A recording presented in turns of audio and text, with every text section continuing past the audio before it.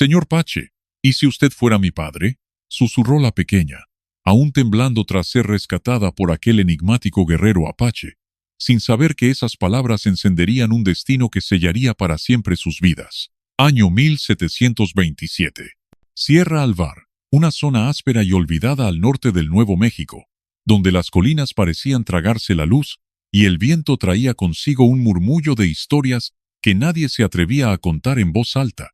La tarde estaba teñida de un rojo profundo, como si el sol se resistiera a hundirse en el horizonte, y el aire olía a polvo viejo y a leña húmeda. En medio de aquel silencio expectante, un solitario guerrero apache avanzaba a caballo por un sendero apenas marcado.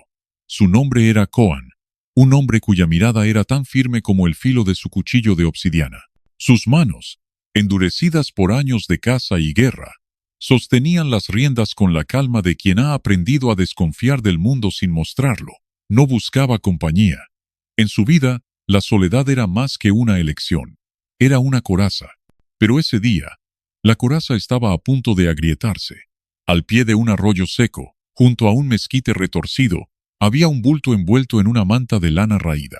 Al principio pensó que era un saco abandonado por algún viajero descuidado, hasta que un sonido, apenas más fuerte que el suspiro del viento, lo detuvo. Un llanto, débil pero insistente, se filtraba entre las fibras del tejido. Coan desmontó despacio, sintiendo bajo sus botas el crujido seco de la grava.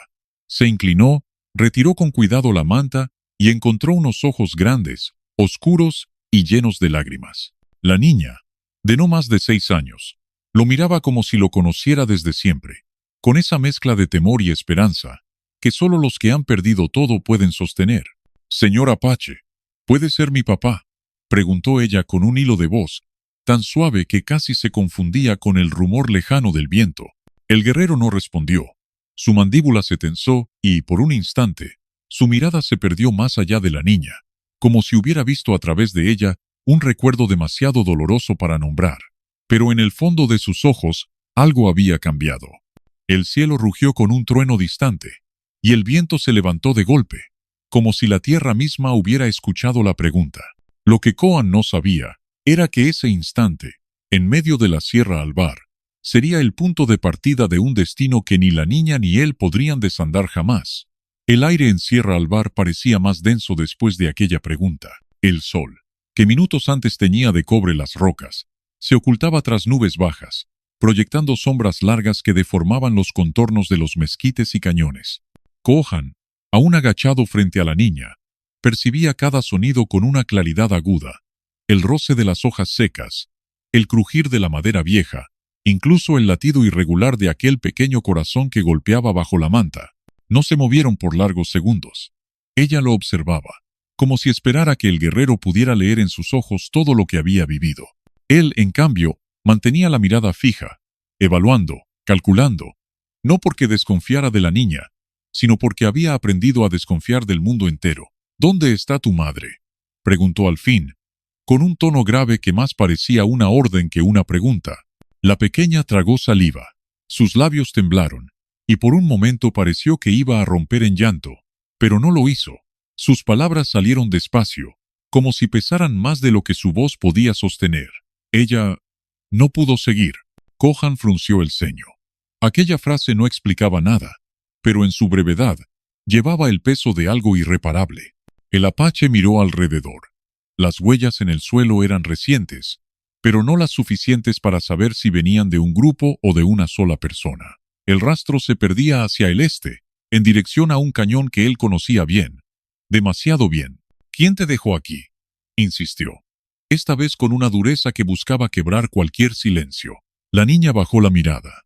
Su voz se volvió un susurro que parecía temer ser escuchado por algo más que él. «Un hombre dijo que usted vendría». Coan sintió un frío seco recorrerle la nuca. Nadie, salvo unos pocos enemigos del pasado, sabían que él recorría esos caminos. Si esa niña estaba allí esperándolo, no era casualidad. Era un mensaje, y no uno amable.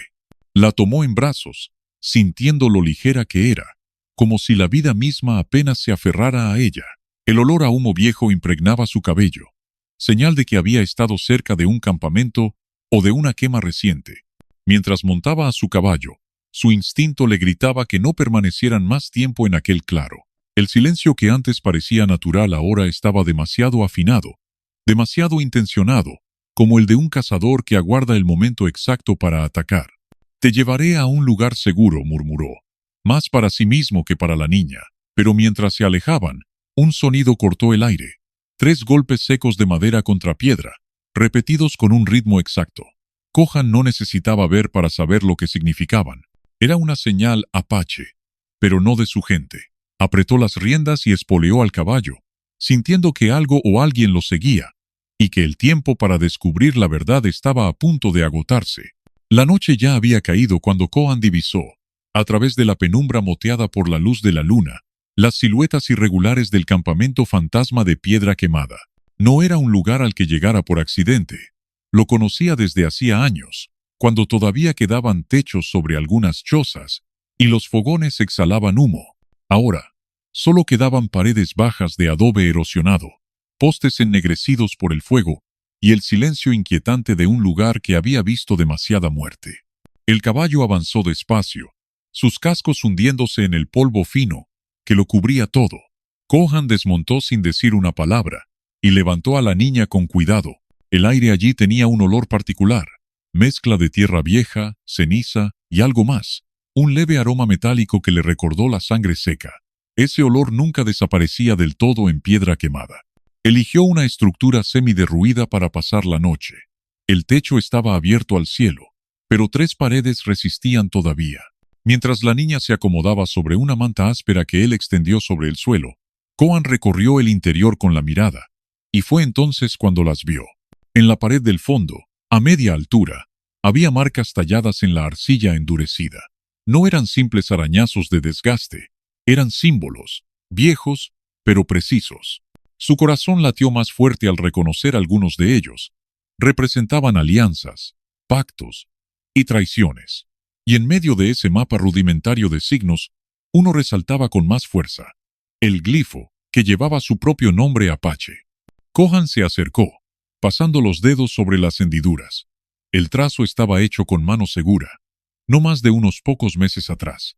Aquello significaba que alguien lo había esperado allí, que todo lo que estaba viviendo desde que encontró a la niña no era una casualidad, sino un guión escrito por manos invisibles.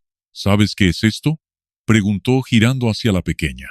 Ella negó con la cabeza, aunque evitó mirarlo a los ojos. Esa evasión fue suficiente para que supiera que no le estaba diciendo toda la verdad. «Alguien me dijo que este lugar era seguro», murmuró ella, encogiéndose bajo la manta. Que si me quedaba aquí, usted vendría. Kohan sintió cómo una parte de él se tensaba, no solo por las palabras, sino por el tono con el que las dijo. No había miedo, sino la certeza de quien repite algo que ha escuchado muchas veces. El viento comenzó a soplar más fuerte, colándose por las grietas de la pared, y produciendo un silbido que parecía arrastrar voces antiguas. Él sabía que no debía quedarse demasiado tiempo, pero la niña estaba exhausta, y el camino hasta cualquier otro refugio seguro era demasiado largo en la oscuridad. Mientras se sentaba cerca de la entrada para vigilar, escuchó algo entre el ulular del viento. 3 golpes secos, madera contra piedra, el mismo patrón que había oído antes. Esta vez, más cerca. No era solo que lo siguieran. Quien fuera, estaba avisándole que sabía exactamente dónde estaba. Kohan tensó la mano sobre el mango de su cuchillo, y sin apartar la vista de la entrada, pensó que quizá esa noche no dormiría nadie en Piedra Quemada. El frío de la madrugada se filtraba entre las ruinas de Piedra Quemada, transformando el polvo en un manto de escarcha tenue que reflejaba la luz de la luna como diminutos fragmentos de vidrio. Kohan no había cerrado los ojos en toda la noche. Permanecía sentado junto a la entrada derruida, con la espalda recta y los sentidos afilados, escuchando cada crujido de la madera vieja, cada susurro del viento al colarse entre las grietas de adobe. El patrón de los 3 golpes volvió a sonar. Esta vez, no en la lejanía, sino en una de las paredes internas, como si viniera desde dentro del propio campamento. La niña, envuelta en la manta, abrió los ojos lentamente, y aunque no dijo nada, su respiración se volvió más rápida, como si reconociera aquel sonido. Kohan se puso de pie sin apartar la mano de la empuñadura de su cuchillo. Caminó hacia el origen del eco, cada paso levantando pequeñas nubes de polvo que flotaban en el aire helado. El tercer golpe resonó justo cuando llegó frente a una de las paredes semiderruidas. No había puerta, solo un vano cubierto por tablones improvisados. Con un solo movimiento, los apartó, revelando el interior, y se detuvo. En la penumbra, iluminada apenas por la claridad fría de la luna, había una figura inmóvil, apoyada contra la pared del fondo. Llevaba un poncho viejo, de lana gruesa, y un sombrero de ala ancha que le ocultaba la mayor parte del rostro. Lo que más llamó su atención no fue su postura, ni siquiera el hecho de que estuviera allí sin hacer ruido, sino las cicatrices que se cruzaban en el dorso de su mano derecha. 3 líneas paralelas, largas y profundas, que él conocía demasiado bien. «No puede ser», susurró Kohan. Apenas un hilo de voz. El hombre levantó la cabeza y una sonrisa cansada apareció bajo la sombra del sombrero. Sus ojos, oscuros como el agua de un pozo, no tenían sorpresa, solo una calma inquietante. «Te dije que volveríamos a encontrarnos», dijo el desconocido con voz grave. «Y esta vez, no pienso desaparecer». Kohan dio un paso atrás, no por miedo, sino porque cada fibra de su cuerpo le gritaba que aquello no podía estar pasando.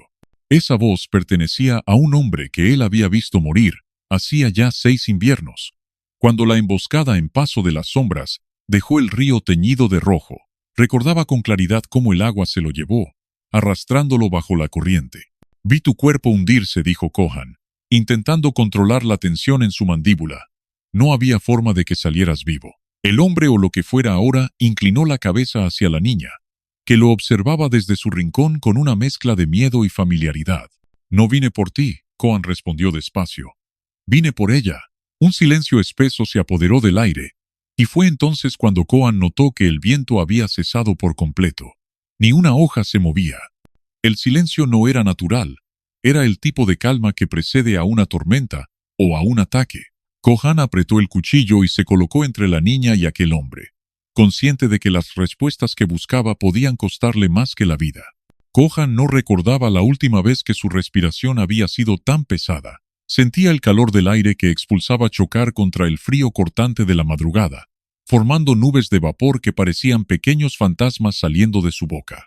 Sus dedos se apretaban alrededor del cuchillo, no tanto para atacar como para recordarse que seguía vivo, que lo que estaba viendo no era una alucinación provocada por el cansancio. La niña, aún envuelta en la manta, se incorporó lentamente. El sonido de la tela al deslizarse sobre el suelo polvoriento fue tan claro en aquel silencio que a Kohan le pareció un trueno. Ella dio un paso hacia adelante, y el gesto fue tan inesperado que él tuvo que contenerse para no detenerla. Sus pies descalzos se hundían levemente en el polvo frío, dejando huellas pequeñas, imperfectas, como si fueran la firma frágil de un secreto que llevaba demasiado tiempo oculto. El hombre del poncho la observaba con una calma inquietante. No hizo gesto alguno para acercarse, pero tampoco retrocedió. Solo la miraba, con una intensidad que parecía perforar la distancia, como si cada respiración de ella fuera un mensaje que él entendía sin necesidad de palabras. «Diles», murmuró él, con una voz que no sonaba a orden, pero que tampoco dejaba espacio a la desobediencia. «Diles quién soy». Kohan frunció el ceño, pero no apartó la vista de la niña. Ella lo miró por un momento, y en sus ojos vio algo que lo incomodó más que cualquier amenaza. Una confianza absoluta, no hacia él, sino hacia el hombre que acababa de aparecer en medio de la noche como si hubiese surgido del mismo aire helado. «Él», comenzó la niña, con la voz temblorosa, pero sin apartar la mirada. «Es mi padre». Las palabras cayeron como un golpe seco en el pecho de Kohan. Sintió cómo cada sílaba abría una grieta invisible en todo lo que había asumido hasta ese momento. Él había rescatado a esa niña de un ataque, había asumido que estaba sola, había sentido sin quererlo un vínculo silencioso con ella. Pero ahora, la aparición de aquel hombre trastocaba todo. «Eso es imposible», replicó Kohan, con una dureza que intentaba ocultar la sorpresa. «Su padre murió», no interrumpió el hombre, con un tono sereno que, lejos de calmar, helaba la sangre. «Que no morí, fui arrastrado. Sí, pero el río no siempre mata. A veces guarda, a veces transforma». La niña dio un paso más hacia él, y Kohan lo sintió como si la distancia entre ellos se hubiera reducido a nada. La luz pálida de la luna iluminó parte del rostro del hombre, revelando lo que Kohan temía. Las cicatrices en su mejilla no eran normales. Parecían marcas de cuerda y piedra, señales de alguien que había sido retenido y arrastrado bajo el agua durante demasiado tiempo. ¿Qué quieres de ella?, preguntó Kohan. Cada palabra cargada de un filo invisible. No quiero nada, respondió el hombre. Vengo a reclamar lo que es mío y a saldar una deuda que tú no entiendes. El silencio volvió a caer.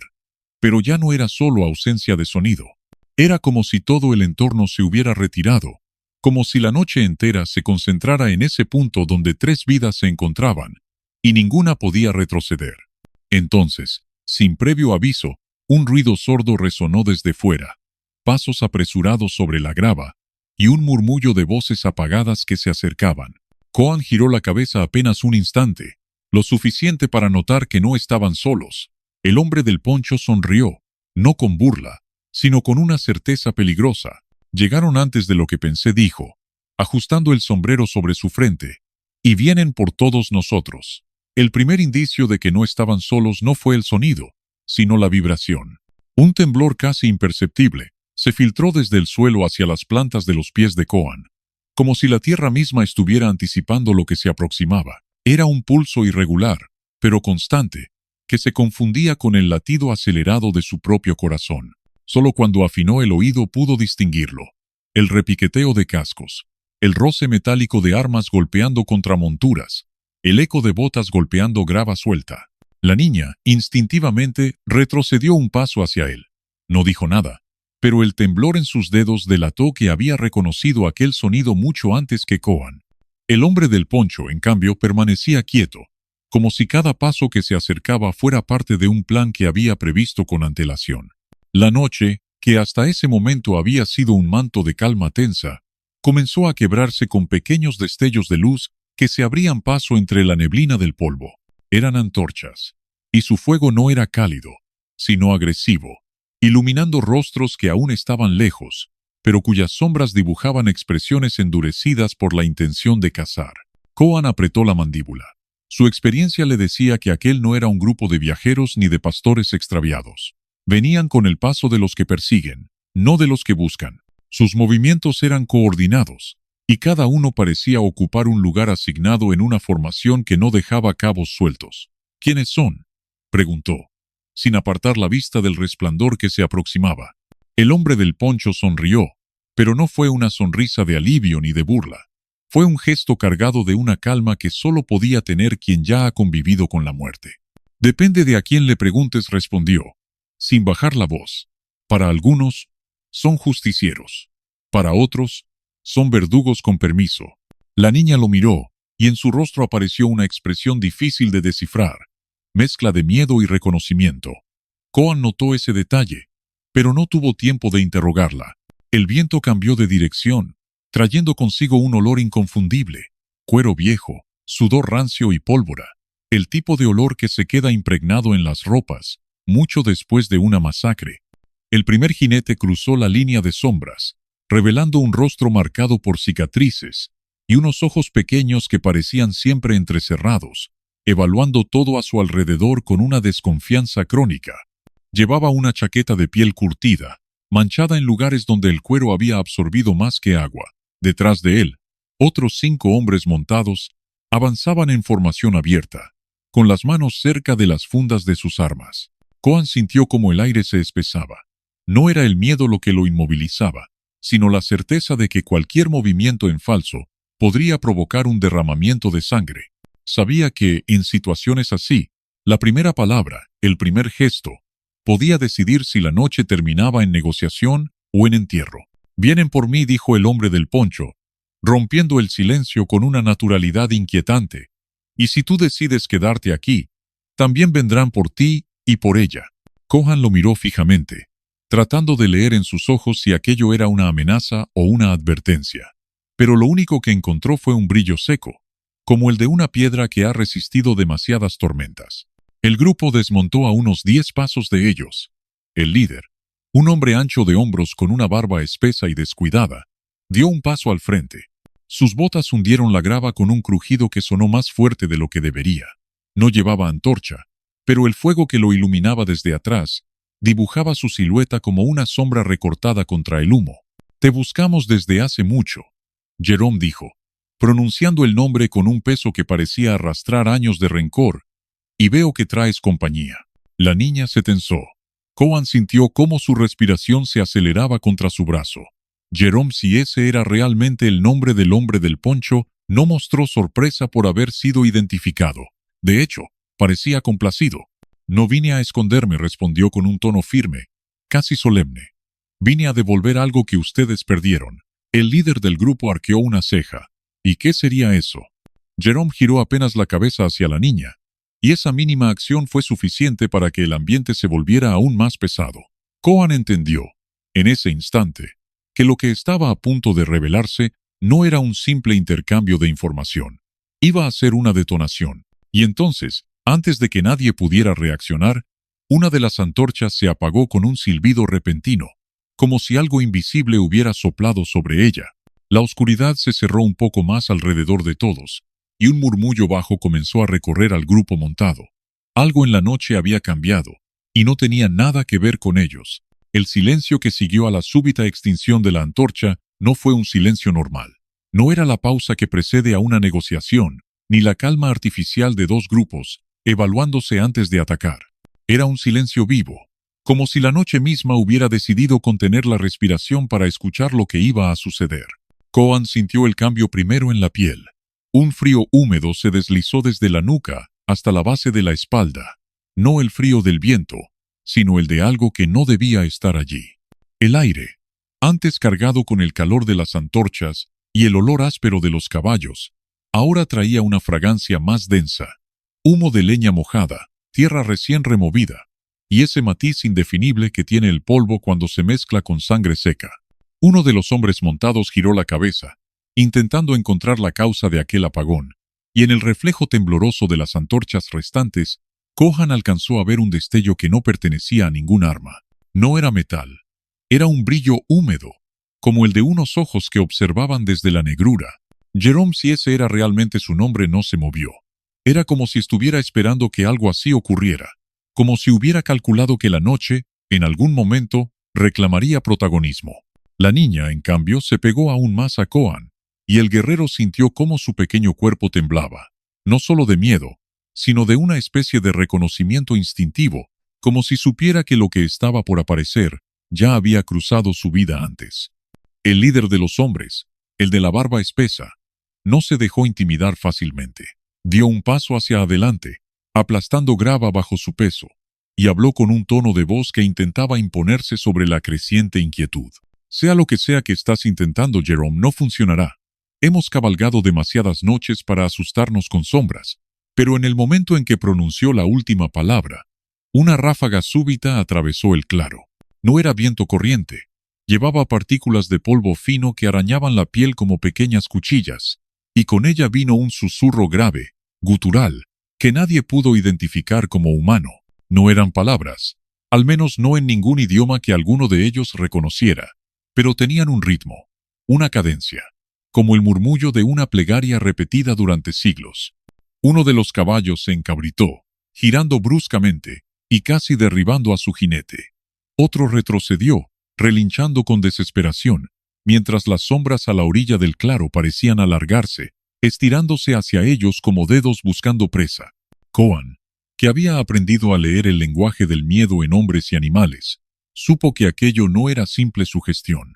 Había algo allí fuera, y se estaba acercando. La niña, con la voz apenas audible, murmuró algo que él apenas logró oír. «Ellos vienen otra vez». Esas palabras, en su sencillez, eran más inquietantes que cualquier amenaza directa. Otra vez. No era la primera vez que sucedía. Y si ella lo decía así, sin dudar, significaba que ya había sobrevivido a algo parecido antes. Jerome por fin habló. «No vine a entregarme a ustedes», dijo, con una calma tan fría que contrastaba con el temblor de las antorchas. «Vine a entregarla a quien la reclama». El líder frunció el ceño, confuso, pero antes de que pudiera responder, una segunda antorcha se apagó. Esta vez, no fue un soplo invisible, fue una mano que emergió de la oscuridad, huesuda, de piel estirada como pergamino sobre tendones afilados, y que se cerró con suavidad sobre la base de la antorcha antes de hundirla en la tierra húmeda. El hombre que la sostenía gritó y soltó el palo en llamas, que se apagó en un chisporroteo breve. Sus compañeros, al verlo, retrocedieron instintivamente, y en ese hueco de luz vacía, las figuras comenzaron a delinearse. Primero una, luego otra, luego una tercera. No caminaban como hombres, no se movían como cazadores. Avanzaban con el mismo paso pesado y arrastrado de quienes llevan siglos esperando. El líder volvió la mirada a Jerome, y en sus ojos ya no había solo ira. Había un destello de temor que intentaba ocultar tras una máscara de desprecio. ¿Qué demonios has hecho?, escupió, al tiempo que su mano buscaba el mango de su machete. Jerome no respondió. Bajó la cabeza y susurró algo en una lengua que Cohan no reconoció. Un canto grave que parecía responder al murmullo que seguía flotando en el aire.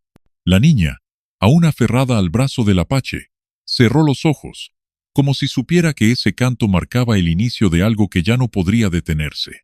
Y entonces, la última antorcha titiló con violencia, como si una ráfaga interna intentara apagarla, y en ese parpadeo de luz, Cohan alcanzó a ver lo que estaba detrás de las figuras. No era solo un grupo, era una multitud que se extendía más allá de donde la vista podía alcanzar. Todos avanzando, todos con el mismo rostro inexpresivo, todos con la mirada fija en el claro. El silencio del claro se quebró con un sonido que no parecía pertenecer a este mundo. Un crujido prolongado, como si una montaña entera se resquebrajara desde sus cimientos. No venía de un solo punto, sino de todas partes, vibrando bajo la tierra y ascendiendo por las piernas de los presentes, hasta instalarse en sus pechos, obligando a sus corazones a acompasar el latido con aquel ritmo subterráneo. Las figuras, que hasta un instante antes habían sido apenas siluetas deformes entre las sombras, comenzaron a adquirir densidad. Primero fueron contornos, luego piel, aunque no era una piel viva. Tenía el tono mate y sin brillo de la madera vieja, pero con la humedad del musgo adherido a la corteza de un árbol. De sus cuerpos se desprendía un vapor leve, como si cargaran dentro de sí el aliento helado de ríos que corrían bajo tierra. Cohan retrocedió un paso, no por miedo, sino para medir el terreno. El claro no ofrecía muchas rutas de escape. Al norte, un barranco cubierto de maleza espesa. Al este, la línea del bosque donde la noche parecía más cerrada que en cualquier otra parte.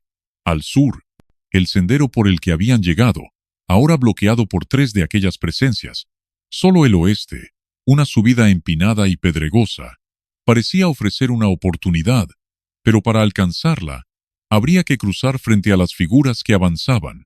El líder de la barba espesa desenfundó su machete, pero la forma en que lo sujetaba revelaba más nervios que convicción. Uno de sus hombres intentó imitarlo, levantando una pistola vieja que probablemente no disparaba desde hacía años, y sus manos temblaban tanto que el cañón describía círculos en el aire. Jerome, mientras tanto, seguía entonando aquel canto grave, y con cada estrofa su voz parecía más grave, más profunda, como si algo en su interior resonara al compás de un tambor invisible. Cohan no apartaba la vista de él, consciente de que ese hombre estaba más vinculado a lo que estaba ocurriendo de lo que quería admitir. La niña, apretando su pequeño puño contra el antebrazo del apache, abrió los ojos solo para ver cómo una de las figuras más cercanas extendía una mano hacia adelante. Aquellos dedos eran largos y afilados, pero no con uñas. Eran como raíces secas que se estiraban, buscando enredarse en lo primero que tocaran. No avanzaban con violencia, sino con esa certeza inquietante de que, tarde o temprano, lograrían su objetivo. El viento cambió de dirección, trayendo consigo un olor penetrante que mezclaba agua estancada con hierro oxidado. Cohan sintió cómo cada músculo de su cuerpo se tensaba, un instinto viejo que no dependía de la razón, sino de la memoria ancestral que guarda todo guerrero.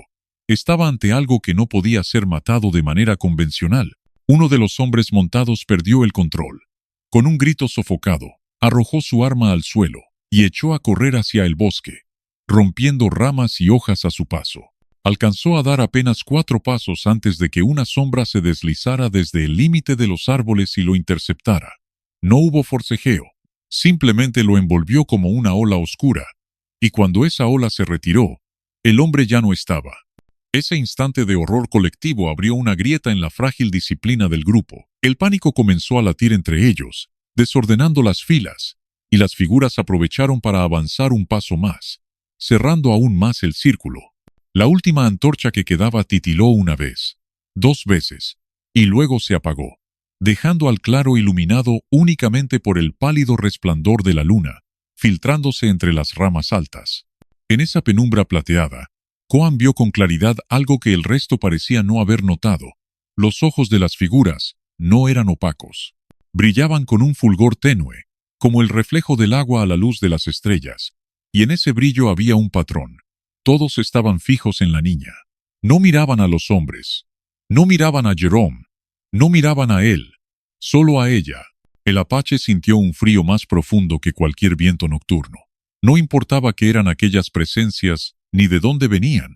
Todas estaban allí por la misma razón, y esa razón estaba temblando bajo su brazo. «No dejes de correr cuando te lo diga», murmuró, agachándose para que la niña pudiera escucharlo por encima de los murmullos que ahora llenaban el aire. Ella no respondió, pero sus dedos se aferraron aún más a él, como si su cuerpo ya hubiera entendido la orden antes de que su mente la procesara. Fue entonces cuando Jerome levantó la cabeza, interrumpiendo su canto, y dijo con voz clara, casi solemne: «Si te la llevas, nos seguirán hasta el fin del mundo.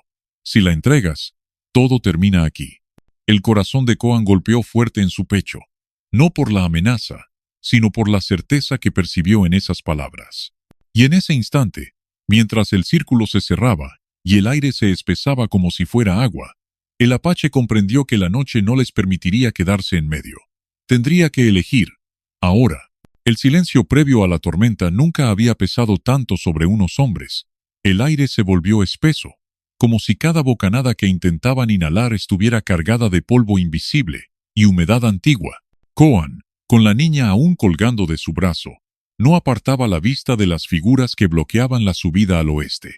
No eran muchas, quizás 4, pero cada una parecía multiplicar su presencia hasta llenar todo el espacio disponible, como si el bosque mismo las empujara hacia adelante. El líder de la barba espesa dio un paso al frente con la intención de hablar, quizás para negociar o engañar a esas presencias.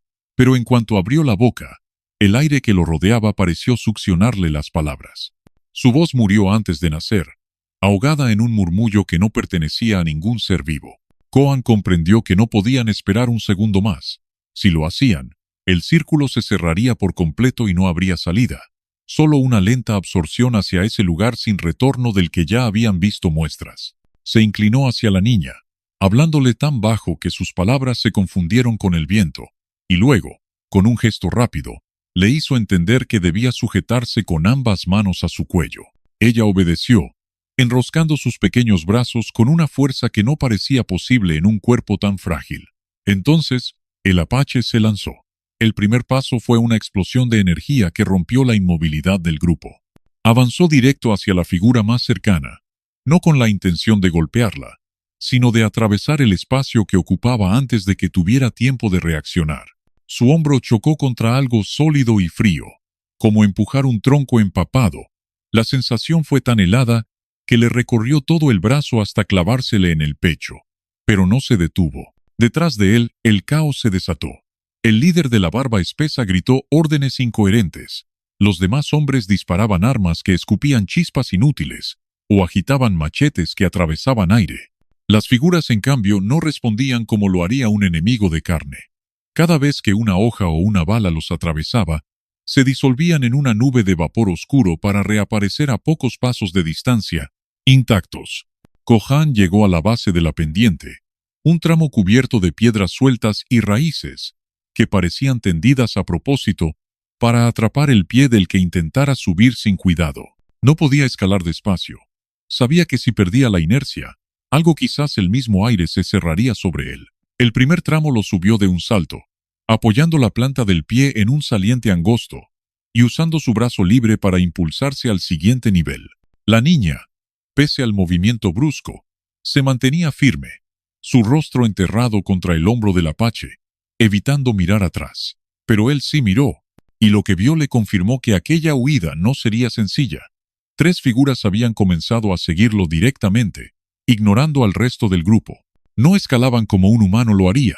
Sus movimientos eran más cercanos al ascenso de una sombra sobre una pared, avanzando sin esfuerzo, sin importarles la verticalidad del terreno. El suelo vibró bajo sus botas cuando un disparo resonó abajo, seguido por un grito ahogado. Kohan no necesitó verlo para saber que uno de los hombres había caído. El bosque entero parecía murmurar ahora, y entre ese murmullo, una frase se repetía con claridad insoportable. «Entrégala, entrégala». La pendiente se volvía más empinada, obligándolo a usar ambas manos para trepar. Sabía que eso era un riesgo. Por un instante, la niña tuvo que sujetarse solo con sus piernas alrededor de su torso, mientras él empujaba su peso hacia arriba. Un trozo de roca se desprendió bajo su mano, y durante un segundo que se estiró como un hilo, sintió que iba a caer hacia atrás, directo hacia las figuras que lo perseguían. Un silbido cortó el aire. La flecha pasó tan cerca de su rostro que sintió el roce en la mejilla antes de escuchar el golpe seco que hizo al incrustarse en una de las figuras. No las detenía, pero las empujaba lo suficiente para ganar un segundo de ventaja. Miró hacia abajo y vio a la mujer arquera, la única que aún luchaba con precisión, plantada con los pies separados y otra flecha ya tensada, cubriéndolo. El último tramo hacia la cima era un filo estrecho, apenas suficiente para que un hombre se pusiera de pie. Desde allí, la caída hacia el otro lado era una pared vertical de roca que descendía a un cauce seco. Kohan sabía que si lograba llegar hasta ahí, las figuras tendrían más dificultad para rodearlo, pero también significaría saltar al vacío con la niña, sin saber qué encontrarían abajo.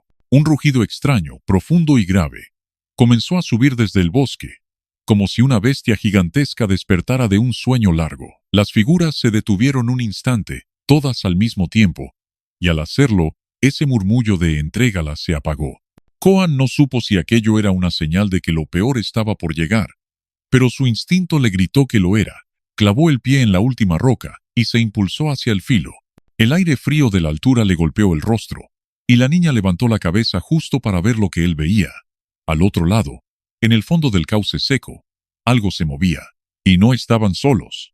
El filo de la roca no ofrecía la seguridad que Kohan había esperado encontrar, sino una visión que lo dejó con el pecho encogido. Abajo, el cauce seco del río se extendía como una herida abierta en la tierra, ancho, sinuoso, con paredes de piedra desgastada por siglos de agua que ya no corría, al menos no de forma visible. Sin embargo, algo en el ambiente decía que el río seguía vivo bajo esa costra de polvo y rocas, como un animal dormido que respiraba lento, esperando el momento de abrir los ojos. El viento que subía desde el fondo no era el mismo viento de la cima. Aquí no había aroma a pino ni frescor de altura. El aire que emergía del cauce olía a tierra húmeda y a madera podrida, como si desde allí abajo escapara el aliento de un lugar que llevaba demasiado tiempo sellado. Y mezclado con ese olor, un murmullo. No un murmullo, sino muchas voces, algunas tan débiles que parecían recuerdos, otras tan nítidas, que podían confundirse con alguien hablando justo detrás de uno. Kohan apretó la mandíbula. Aquellas voces no eran nuevas para él. Las había escuchado una vez, en un momento de su vida que había intentado enterrar bajo capas de silencio. Pero no esperaba volver a oírlas aquí, tan lejos del lugar donde habían marcado su destino. «¿Qué es eso?», preguntó la niña en un susurro tembloroso, apenas separando el rostro de su hombro. El apache no respondió. No era momento de explicaciones, y además, ¿cómo explicar algo que ni él mismo podía describir sin sentir que las palabras lo traicionaban? Solo le dijo, «No mires mucho tiempo». Abajo, moviéndose entre las sombras del cauce, comenzaron a aparecer figuras. No subían como las que los habían perseguido en la pendiente. Estas se deslizaban de forma más lenta, pero con una coordinación inquietante, como si supieran exactamente dónde pisar y cuándo detenerse. Eran más altas, más delgadas, y en su forma había algo incompleto, como si partes de sus cuerpos estuvieran formadas de humo denso y otras de piedra húmeda. Detrás de él, en la pendiente, la arquera finalmente alcanzó el filo, respirando con fuerza pero con la mirada fija en lo que había abajo. No dijo nada, aunque sus ojos le comunicaron a Kohan lo que ambos comprendían. La subida había sido una huida, pero el lugar al que habían llegado era otro encierro. Más abajo, los hombres que quedaban, el líder de la barba espesa y el del sombrero intentaban escalar, pero las figuras de la ladera los alcanzaban. Se oían los sonidos de forcejeos, golpes contra la piedra, el chasquido de armas cortando el aire, y luego, un grito largo, ahogado de forma abrupta, como si una mano enorme lo hubiera apretado contra el agua. Koan miró hacia abajo del cauce otra vez. Uno de los seres levantó la cabeza y, aunque estaba a más de 10 metros, fue como si su mirada se clavara directamente en él. No tenía ojos en el sentido humano, sino dos huecos donde el brillo no era reflejo de luz, sino una opacidad total, un negro tan profundo que absorbía cualquier chispa que se acercara. Y entonces, de ese vacío, salió una voz que no pertenecía a un solo ser, sino a todos los que estaban en el cauce. «Devuélvela o camina con nosotros». El sonido hizo vibrar la roca bajo sus pies. La niña apretó más los brazos alrededor de su cuello, escondiendo el rostro, pero Kohan sintió que ella también lo había escuchado, porque su respiración se volvió entrecortada. «No pienso entregarla», dijo él en voz baja, como una promesa, como un juramento que ya no era solo para ella, sino también para sí mismo. La arquera dio un paso hacia el borde, evaluando la distancia hacia el fondo. No había forma de bajar sin saltar, y un salto así, con una niña en brazos, sería una locura. Pero quedarse en la cima significaba esperar a que las figuras de ambos lados se reunieran y cerraran cualquier salida. El viento cambió. Ahora no subía desde el cauce, sino que bajaba desde el bosque, arrastrando el sonido de pasos. Pasos rápidos, firmes, demasiados para contarlos de inmediato. No eran los espíritus, sino hombres. Hombres reales, de carne y hueso, y armados. «Koan», dijo la arquera con un tono en el que no había ni ruego ni esperanza, solo el reconocimiento de que el tiempo había terminado. «No tenemos a dónde ir». El apache miró hacia un lado y hacia el otro, calculando, sintiendo cómo las presencias se acercaban desde abajo y los enemigos humanos desde arriba, y en ese instante comprendió que la única forma de salir de allí no era huir en sentido físico, sino entrar en el territorio del enemigo antes de que lo arrastraran a él. Dio un paso al frente, asomándose sobre el vacío, y la niña, sintiendo el movimiento, lo miró a los ojos. En ellos no había miedo, sino algo mucho más hondo, una confianza total, la certeza de que si él saltaba, ella saltaría con él, porque así era como se habían encontrado, y así era como, tal vez, seguirían juntos. «Si caemos», dijo Koan, más para sí mismo que para ella, «caeremos peleando». Flexionó las piernas, ajustó el peso de la niña, y saltó. El aire frío cortó su rostro como un cuchillo mientras descendía, y en ese instante de caída, el mundo entero pareció contener el aliento. Abajo, las figuras extendieron los brazos, no como quien atrapa, sino como quien recibe lo que ha estado esperando demasiado tiempo. El golpe contra el fondo del cauce no fue el choque mortal que la arquera había temido desde arriba. En vez de piedra dura, Kohan sintió que sus pies se hundían en una mezcla de arena húmeda y limo espeso, como si la tierra hubiera cedido justo en el instante antes de que el impacto lo destrozara. El agua, fría como un filo recién afilado, se cerró sobre él hasta la cintura, y el cuerpo de la niña, aferrado a su cuello, tembló con un estremecimiento que no venía solo del frío, sino de la certeza de que habían cruzado un umbral del que no habría regreso fácil. El silencio que siguió duró apenas un suspiro. Luego, el cauce entero se llenó de un murmullo creciente, como si miles de voces antiguas se despertaran a la vez. No era un clamor de bienvenida ni una amenaza abierta, era algo más complejo, más profundo, una conversación entre ellos, los que habían esperado siglos bajo esa corriente oculta. La niña alzó la cabeza lentamente, sus ojos muy abiertos. «Koan», susurró, y su voz era un hilo de aire. «Están llamándome». Él la miró fijamente, tratando de leer en su rostro el origen de esas palabras. «No los escuches», dijo con firmeza, aunque él mismo sentía cómo esas voces buscaban entrar por las grietas de su memoria. Las figuras comenzaron a salir de las paredes húmedas del cauce, no caminando, sino fluyendo, como si el agua las formara, y luego las dejara atrás para que se movieran solas. Una de ellas, más alta que el resto, se adelantó. Su rostro no tenía rasgos definidos, pero en la manera en que inclinó la cabeza había una especie de reconocimiento, un gesto que hizo que Koan apretara más fuerte a la niña contra su pecho.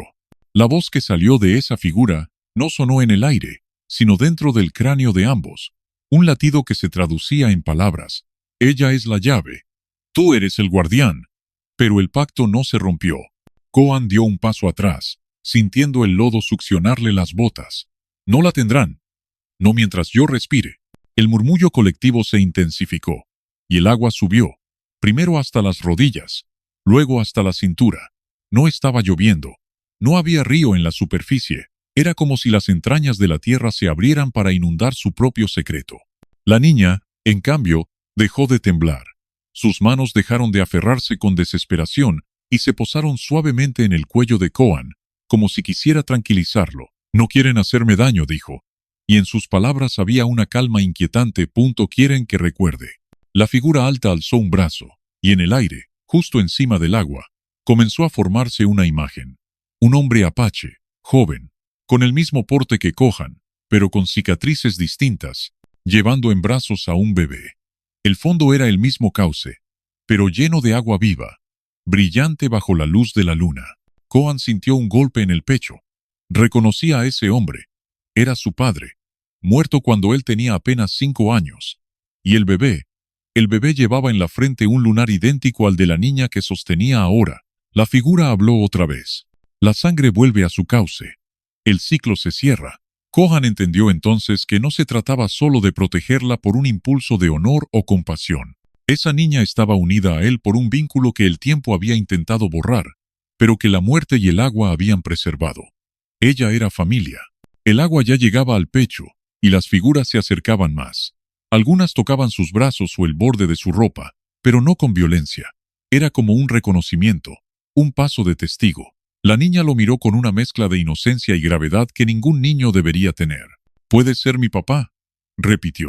Pero ahora no era una pregunta de curiosidad, sino una petición que encerraba siglos de espera. Kohan cerró los ojos por un instante, sintiendo el peso de la decisión. Cuando los abrió, respondió con voz firme, grave y limpia: «Ya lo soy». En ese momento, el murmullo se convirtió en un único suspiro colectivo, como el alivio de algo que llevaba demasiado tiempo contenido. El agua comenzó a retroceder lentamente, las figuras deshaciéndose en remolinos que se desvanecían en la arena húmeda. La figura alta fue la última en desaparecer, inclinando la cabeza a modo de despedida, y con ella, el eco de las voces se apagó hasta quedar solo el silencio. La arquera, desde el borde del cauce, les lanzó una cuerda improvisada. Kohan, con la niña en brazos, escaló sin soltarla ni un segundo. Cuando llegaron arriba, el viento del bosque les golpeó el rostro, seco y cálido, como una bienvenida al mundo de los vivos. Esa noche, junto a un fuego pequeño, la niña se quedó dormida apoyada en su hombro. Kohan la observó, sintiendo que algo dentro de él había cambiado para siempre. No era solo su protector, era su hogar. Y sabía, con la misma certeza con la que respira un hombre al despertar, que ningún río, ningún espíritu y ningún enemigo se la arrebataría jamás. El cielo, despejado ahora, dejó ver una luna alta y redonda. El reflejo en los ojos del apache no era de cansancio, sino de promesa. Una promesa que viviría mientras él viviera, y más allá si era necesario. Si esta historia dejó una huella en tu alma, regálanos un me gusta. Escribe en los comentarios la palabra amor, para que sepamos que llegaste hasta el final.